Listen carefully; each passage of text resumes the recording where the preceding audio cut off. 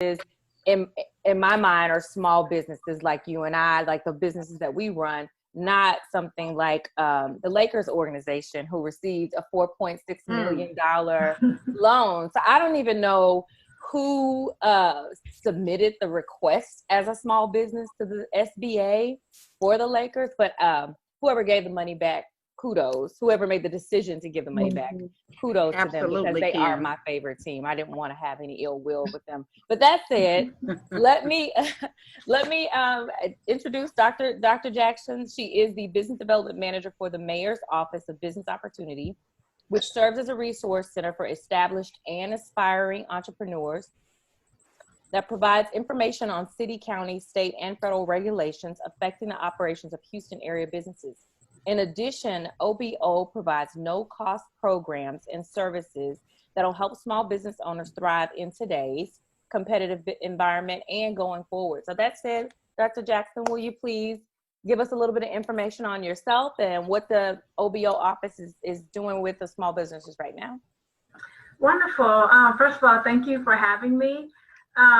It's just a real passion of mine to help small businesses, and our office is an advocate for small businesses because we recognize the role that small business plays in the overall economy. And so with that, our certification program is one of the major things that we offer. We do have our Solution Center, which offers like you said, free help to small businesses, whether they are trying to start a business, grow their business. We have capacity building programs as well to help them to do that.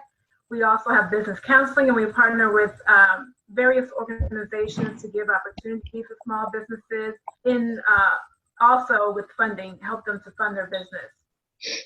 Our certification program is basically the cornerstone in helping and ensuring that small businesses have the opportunity to play with the larger businesses. There's a multitude of contracts that go out. In our fiscal year 2019, we awarded over $2 billion in business overall. And out of that $2 billion, over $500 million went to small businesses. And that is through our certification program. We have minority, which is race, women, gender, and small business, which is construction-related businesses only. And those programs, those certifications, along with our disadvantage certification program, which is normally federal contracts. And I always like to highlight that one really quickly, because if people don't fall into the minority or woman-owned category or small business in the construction-related category, that DBE is for folks who have a net worth less than 1.32 million minus their primary residence. And we also have certification in for persons with disabilities and also for airport concessions. And so how that all comes together, the city of Houston, we have those large contracts. A small business may not be able to bid on that entire contract, but they can work on that contract as a subcontractor. And that's how the certification comes into effect. If you're a minority or a woman-owned small business owned certified to the city of Houston, then the prime contractor has to pull from a group of those who are certified in order to get that work. So in general, if there is a contract out there for $1 million, that means 34% would be allocated to a small business, to a subcontractor who is certified. And that's where our program comes into effect. It gives small businesses the opportunity to work on larger contracts in hopes that it gives them work, but to gradually move them into being a prime contractor. So Dr. Jackson, in short, what's the process of getting the certification? So it sounds, for me, and when it was explained to me, it gives you an opportunity as a small business to do some portion of, say, a $3 million contract, right? But in order to get to be allocated that job or be considered as a sub, you have to submit, your documentation and prove that you're a small business.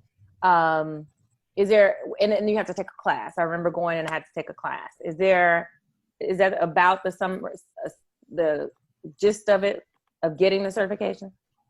Pretty much. It's all about filling out an application. that you can fill out at our website, houstontx.gov/OBO. And you'll see it about the third down. It'll say certification forms. You'll click on that and you'll go through a process of submitting your forms as far as your designation of your business, whether you're a sole proprietorship, LLC, your tax documents, and other documents that go along with you being a business. And it explains it through there. And so the process right now is about a 6-month process. So I tell people, if you're interested in doing business with the city, start the process now. Don't wait until you have an opportunity to start the process, but start the process now. Do the application and submit it, and then it goes through various audits. And then once that your application has been approved, then you will receive the certification in the mail that you are certified with the City of Houston. And just know that with that process, any jobs with the City of Houston, you have to be city certified, but other organizations do accept our certification as well. So it's not just to work and to take advantage of opportunities with the City of Houston, but a lot of governmental agencies around our Houston area and in our county.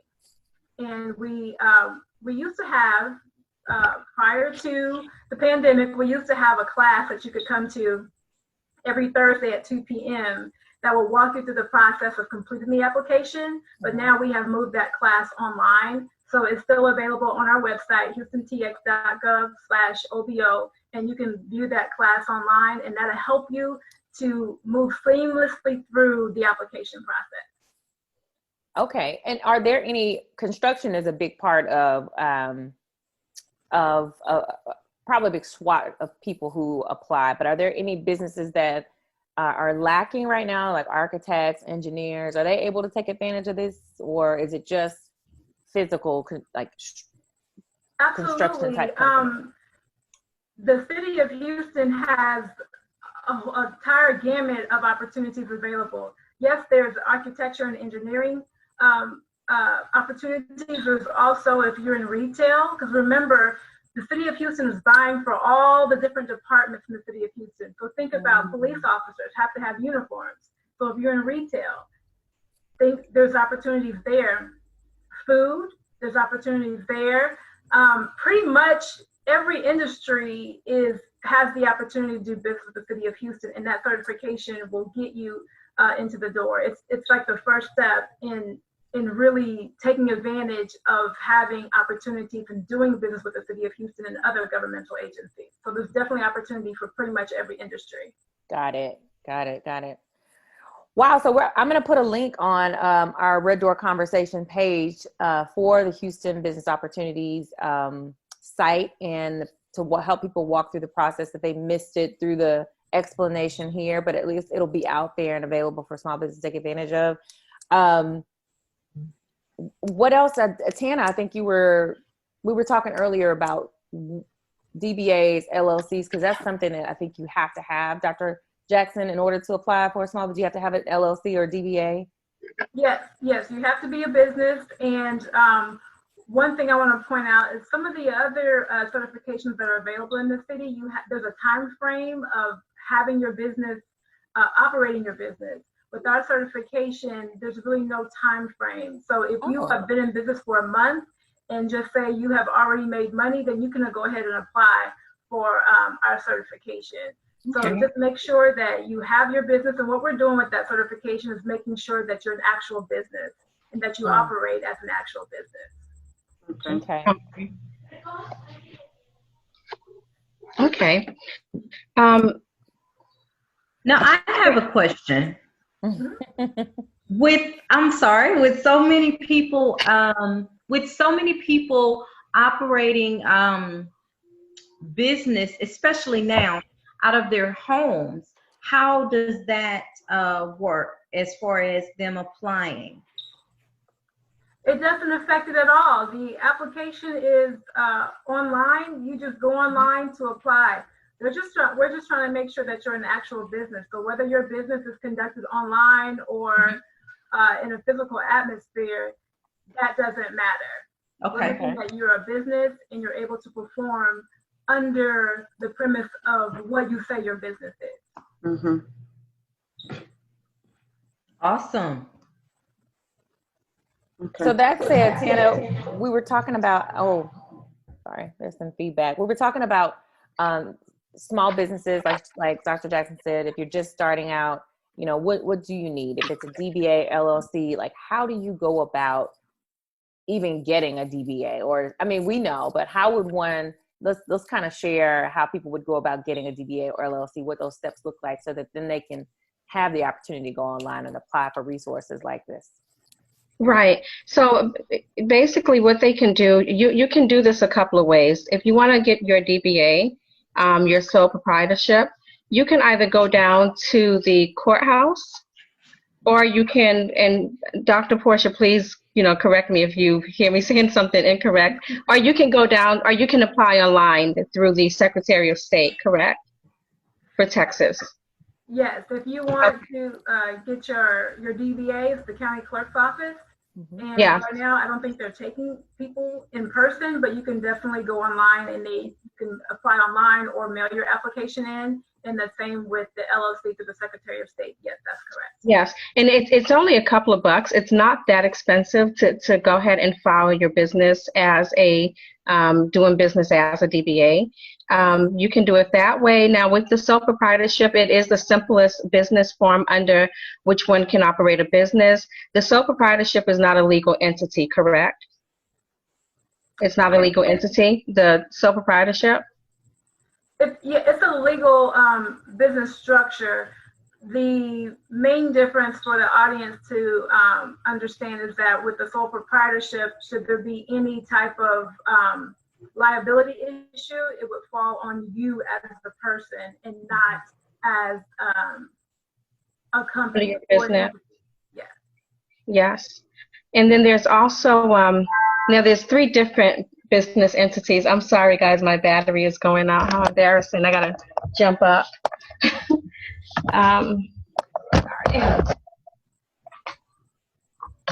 Sorry. So there's also the limited liability company, which is an LLC. You can file under that as well. Now that one, if you were to, let's just say if you were to be sued, it is a legal entity. And if you were to be sued, it wouldn't affect your personal assets, correct? So it would only go after your business and not your personal assets. And then there's also the corporation. So this one gets a little bit more, I want to say complicated. And again, all of these you can file through the Secretary of State, but the corporation, now there's an S Corp and a C Corp, correct? Mm-hmm. And so with the S Corp, you can go ahead and file again. You can go through an attorney, you can go through LegalZoom, but with the corporation, it's more business structure where you have employees, under your business name. Does anyone want to chime in and add anything to that? Well, a lot of it is you just being able to separate your personal from identity from your corporation. And so, for instance, with an LLC or an S Corp, you are able to go and establish business credit, which is completely separate than your personal credit. And so, if you're a small business, you're trying to scale up, you may start with a DBA, right? And a lot of the responsibility and consequences all kind of fall on you because you're smaller, right? But if you're expanding and say you are hiring other people for like brokers, we have our LLC agents who are under our broker. They don't work for our firm, but there's some liability there. So for our brokerage, it's a smart business play to have that as an LLC rather than have those liabilities solely on you as the individual. So. And I think it's better that way. I'm sorry, go ahead, Kim. No, I was just gonna say for me that was just peace of mind, and it does help you establish, okay, when you get to a point where you're like, you've taken on employees, okay, this is the time for me to turn the corner and get an LLC. And it may cost you $300, $400 to do that if you go with an attorney, but make sure I would recommend you go with an attorney, help them get your articles of incorporation filed correctly, so it's all done in a proper and correct way. You just, Well, the LLC, you can file that. I personally don't think it's that complicated to do. You can file your LLC online, and the filing fee is like $300. It just really, I guess it really depends on the type of business that you have to determine if you need to use an attorney or not. Well, I don't know that it's not necessary. I mean, we can do a will online. We can do a lot of legal Zoom will let us do a lot of things online. But for me, my personal taste is I would say I'd go with an attorney just to make sure that I've got all of the documents in a row, and the cost and the benefit of it outweighs the cost ultimately for me. Like if there's something that happens along the way and I haven't done something correctly from the beginning, it could just go so wrong. But and the other part of it is like, I don't know, I'm gonna go back to the federal lending. I don't know if you could, as a small business, secure a loan with the federal government under your personal social security number. So that's something we might want to check on and update on our website. They are still lending money to small businesses to kind of help people stay afloat and move forward in this and during COVID-19. But I think the LLC allows you to move your business in a forward direction. Different direction, yes. Yeah, and and one thing, business owner have to determine when it's time to make that investment, I would say. And one thing that you did say, Kim, is you don't have to use your social security number. So I want to point that out. You can also apply for your EIN, and you can do that online as well. And we'll put these links up on our Facebook page, guys, so you can see it. But like Kim said, it's definitely a good direction to move in. If you're a small business owner, you want to determine which of these entities works best for you. If it's the sole proprietorship or the LLC or the corporation.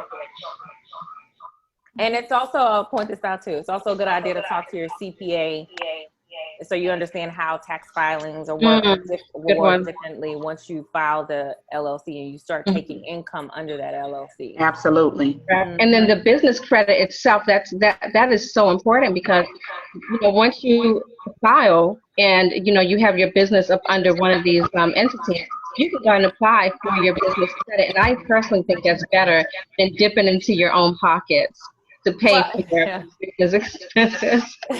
It can get expensive, and you can only do so much with your own individual income. Correct. I think the LLC and establishment credit allows you to scale, right, Lisa?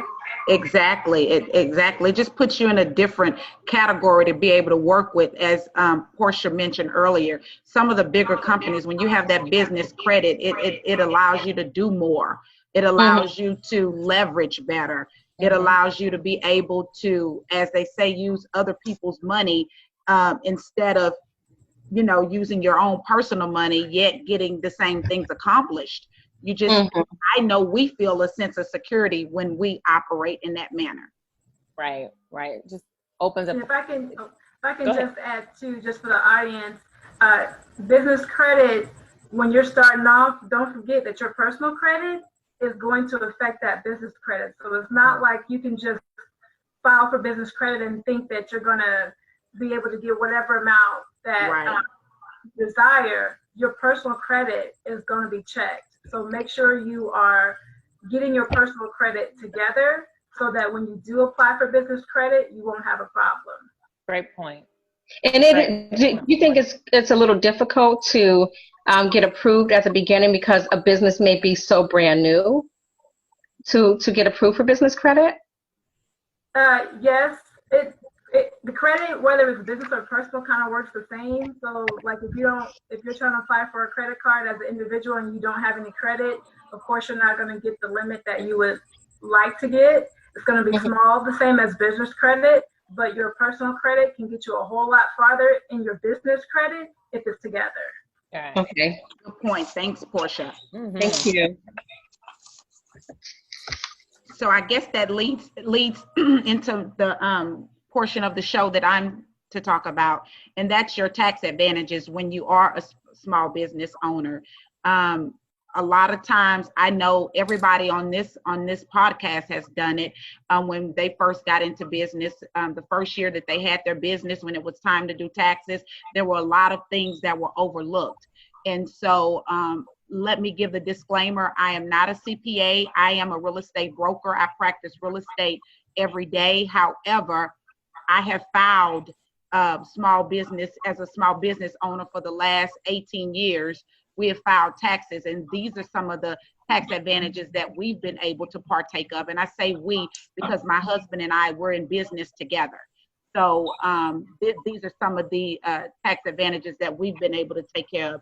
As a real estate broker agent practicing, we incur auto expenses. So you can write off your mileage, and there are apps out there for you to be able to track that mileage. I must give the disclaimer also, I am not that good with that, but I do recommend that you have an app that tracks your mileage. Secondly, if the automobile that you're using for your business, if it needs repairs, you are able to write off those repairs as well. That's the first thing. So your auto expenses. And also, if you are, and Porscha, you can correct me if I'm in error on this, but if you are purchasing a car in the name of the business, you're able to write that off as well. Is that accurate? Okay. And the next thing that I have on my list that we've been able to take advantage of are the expenses that you're going to use when you go into business. So the session that Tana just discussed about your LLC and all of that information, that is whatever those expenses are, you can write those off. So, we don't want you to get an attorney, whatever the fee is. If you get an attorney to do those documents, that fee can be written off as well.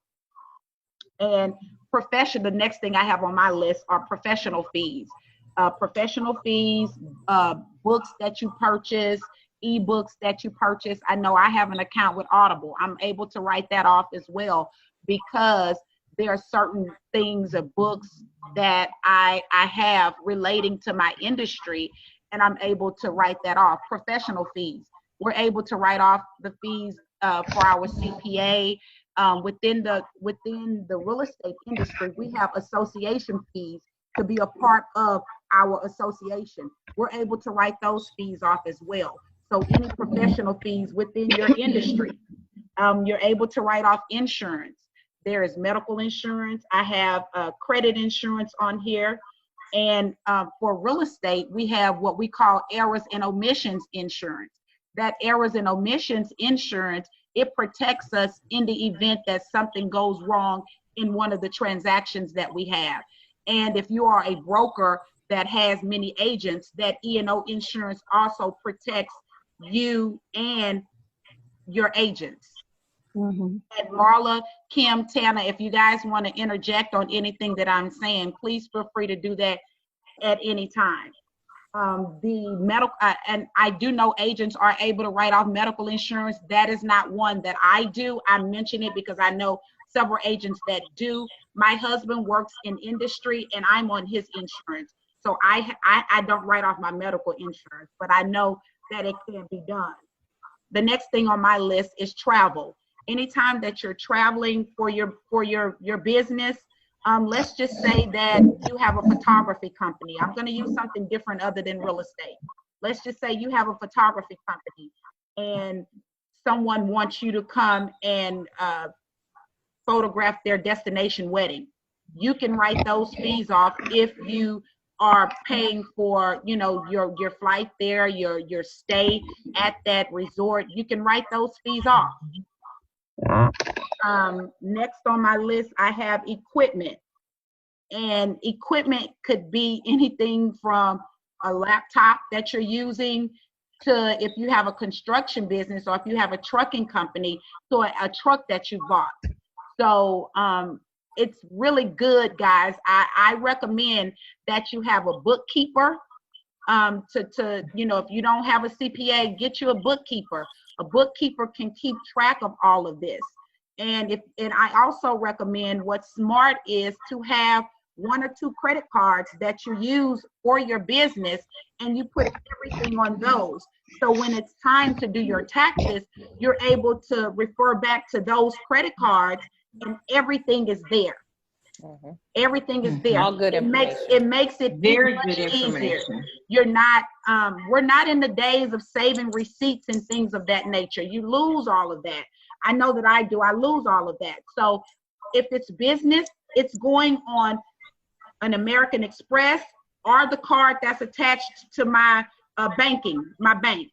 Those are the only two things that business expenses are put on for me. And it has made it so much easier when it's time for me to go back and get everything prepared for my CPA.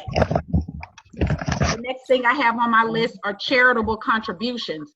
If there is a charity that you're passionate about and you give to that charity every year, you're able to write that off. The charity that I had been, or the organization that I had been giving back to for quite some time, it was real estate affiliated, but it's called Give Back Homes. Give Back Homes works in conjunction with Habitat for Humanity, and they go from city to city building homes for people who have lost their houses. So that was one thing that I gave into for many, many years. The next thing that I have on my list is educational expenses. But let's be mindful, it's educational expenses that are able to be written off that are pertaining to that particular industry. If I want to go be a doctor, I cannot write off those expenses and I'm practicing real estate. Those two industries, they're not connected in any way. So I can't do that. And the last thing, which this is a big one for us as realtors, but it's advertising and promotion. So anything you use for marketing, anything you use to advertise, I mean, it could be as small as putting one of those magnet things on your cars. I know many agents have those on their cars. You can write the cost of that off. If you get your car wrapped with your logo and picture and all of that, the cost to do that is you can write that off as well. Have I missed anything? Do any of you ladies want to add anything to that? But let me end by saying it's very important that you keep accurate records. For many, many years, my husband had impressed upon me to do that. I've been in real estate now 18 and a half years. So in the early days, I was not a good tracker of that, and consequently lost out on a lot of monies that could have come back to me.